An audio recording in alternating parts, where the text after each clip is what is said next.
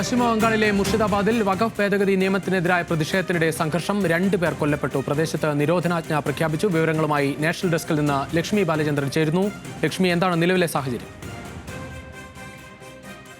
രുചീഷ്, നിലവിലും ഇപ്പോൾ അവരുടെ സംഘർഷം വരുന്ന ഒരു അവസ്ഥ തന്നെയാണത്. നിയന്ത്രിക്കാനായില്ല എന്നാണ് ഇപ്പോൾ അറിയുന്നൊരു വിവരം.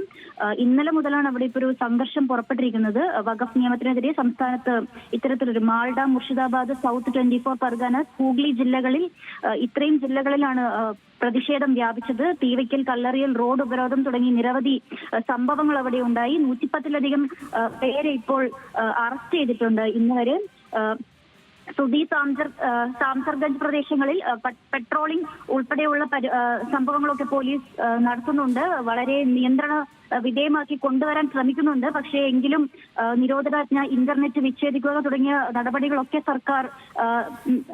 സർക്കാർ ഉണ്ടാക്കിയിട്ടും ഇപ്പോഴും ഒരു സംഘർഷം തുടരുന്നു എന്നുള്ളൊരു വാർത്തയാണ് വരുന്നത്. 2 പേരാണ് ഇപ്പോൾ ഇതിൽ കൊല്ലപ്പെട്ടിട്ടുള്ളത്. ഇതിൽ കൂടുതൽ മരണം സംഭവിക്കാനുള്ള ഒരു സാധ്യതയും വാർത്തകൾ പുറത്തു വരുന്നുണ്ട്. നിലവിൽ സ്ഥിരീകരിച്ചത് ഇപ്പോൾ 2 മരണമാണ് സ്ഥിരീകരിച്ചിട്ടുള്ളത്. പോലീസും ഇത്തരത്തിലുള്ള ഒരു മോബ് തമ്മിൽ ഒരു സംഘർഷം ഒരു അക്രമാസക്തമായി മാറുന്നൊരു സാഹചര്യമാണ് ഉണ്ടായിരിക്കുന്നത്.